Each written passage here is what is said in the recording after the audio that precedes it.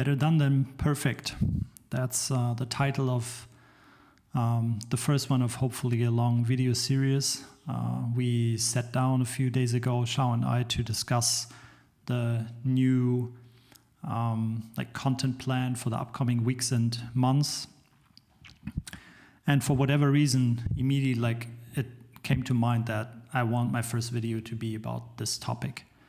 And interestingly, when I walked back into my room afterwards, I saw the curtain of my window almost like dancing in the wind. It was like super beautiful.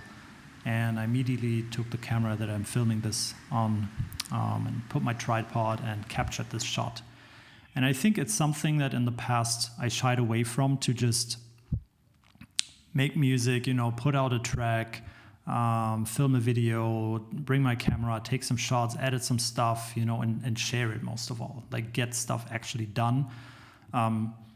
Because it was hiding behind this facade of perfectionism, because it sounds pretty cool. Like if you call yourself like a perfectionist, it gives yourself this illusion of, I want to, be like, I want to master something. I want to, push it to perfection because it's perceived in society as something good, right? Like you don't want to deliver a result that is not up to the highest quality standards.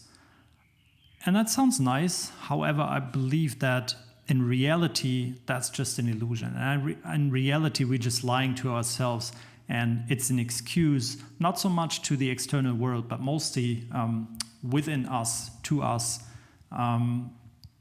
to actually do nothing. To postpone things and to come up with all sorts of justifications and reasons why you can't deliver A, B, C, why you can't, move to a different country, why you can't switch jobs, why you can't, whatever it is, that's in the back of your head. And if you think about your personal future, you paint that beautiful picture of like a perfect life or a happy life. And all those things, you can create that list for yourself that you would have to check, like the boxes for those items.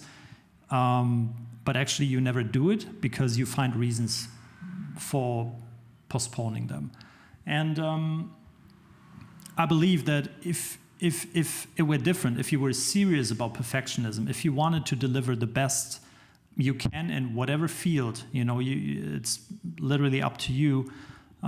You would go through repetition, and not working on one item and then trying so hard, but you would actually overcome your fear and just put stuff out there, and then the next one, and the next one, and the next one. And then after some time, that would be the most natural way, actually, to just like kids learn, they don't sit there and try to paint like the perfect picture. They just draw stuff, they just touch stuff, they play around with stuff, they experience stuff. And over time, they naturally gravitate towards A or B or C, and they become better in whatever it is, sports or playing football or whatever, literally whatever it is. I think most of all, it's a lie that we like dishonesty towards ourselves, and not so much about like really wanting to be perfect. Then neuroscience is also interesting, has also an interesting take on that.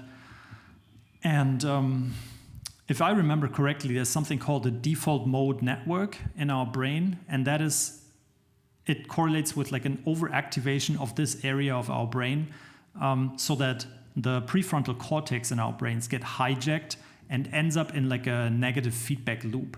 So it's sort of like a fear-based loop that we're running and overthinking. And on the other hand, what kind of like frees us from this trap, from this prison, is an action-based behavior. So activities like that target the outward, the external world, and not the internal one. So that moves the focus away from this trap that we build for ourselves And yeah, as I said, focus on the outside world. So that end result reduces anxiety and therefore calms the brain. And psychology also has like a similar take to this, where they say that building agency, so like really getting into action, not just sitting there and thinking and getting lost in this wishful thinking, is helping with emotional regulation big time. So we, as a result of that, just simply feel better.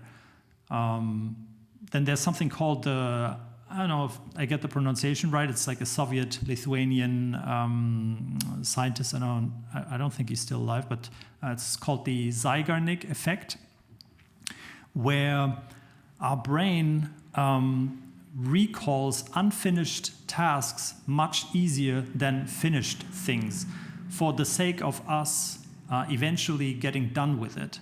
But if we do not get done with them, they pile on top of each other and create a lot of stress for our system. So the natural way of releasing that anxiety and the pressure and the stress is just getting things done, and not trying to like overly overcomplicate them and deliver the perfect result, which you will never really deliver.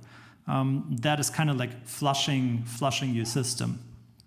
Then perfectionism also empirically correlates with anxiety, correlates with depression, correlates with a lot of mental imbalances, especially when that perfectionism is maladaptive. So you have adaptive and maladaptive. Adaptive would be you have super high standards, but you're somewhat flexible. But maladaptive would mean that you're very rigid, you're very stiff, and it can only go this way, and you have to, even though you have a deadline, but let's say in the corporate environment, but you have this, you're almost like obsessed, and you want to have it finished according to your standards, and you disregard the deadline. So your priority becomes your internal prison, so to say. That is the even more severe form of that. On the flip side, if we channel our libido in a wider sense, in the sense of life energy, the drive that we have for life, that gives our subconscious space to expand. It's we can grow through this. If you express yourself through, let's say, drawing or making music, or whatever it is that you feel like it's almost like opening the floodgates, and it just like flushes out all that stored energy that you probably didn't even know existed. So that's a very, very good way to deal with this. And last one, I think that's a big one actually, is the judgment. If you think of it, I believe there are three groups of people. There are people who don't really pay attention to what you have to say or what you create, because oftentimes we feel this stage fear, right? Like we think, oh, the flashlight or the camera literally like right now is pointed towards us, so it makes us nervous, it makes us fearful, puts a lot of pressure on us. But if you think about that way, that this video is probably going to be watched by a handful of people, maybe a couple dozen, even though it's out there, for everyone to watch, but that's just not realistic. It's not going to blow up. And if it were to blow up, that would be great. That's the purpose of even putting yourself out there, to have an impact, to connect with other people. So there's no need to think like all eyes will be on you, because it's just not. People are busy with their own lives. They're distracted all the time. They have so much input. They have so much email, work, paying bills, relationship issues, health issues, whatever the case might be.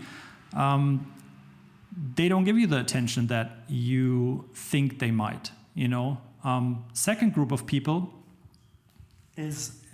by the way, it's super hot in Taiwan already, making this video. I don't know why I shared this information with you. Maybe that is the stage fear that I just quoted. Secondly, second group of people is people who actually wish they had the courage to do what you do, quit your job, go somewhere else, try out something different, leave that relationship, or I don't know, start a business, or I don't know, launch that website, whatever it is, it's oftentimes rather that, it's just you underestimate the impact that you have on the outside in like a positive sense, That's another way to look at it. And a third group is people who is simply negative, No matter how perfect, how good, how beautiful the stuff is that you put out there, they will always look down on it. They will always, talk trash and go like, give you this like, oh, yeah, it's not good enough. I don't know, the background is boring, or the light is wrong, or he talks too fast, or whatever it is, But yeah, just overcome this. I think it's the only way. And if you look at this whole thing from that perspective, then good enough will always be better than perfect, because that means you actually get stuff done and you move forward in your life and you achieve things, and those quick wins, those small wins, day by day, instill, I think, like a character inside you that gets you so much further in whatever you might be pursuing than aiming for that one big thing and like, sitting there like a lab rat and never really getting in touch with reality, actually. So, yeah, that's my take on that. Thank you for watching and listening, and have a great one.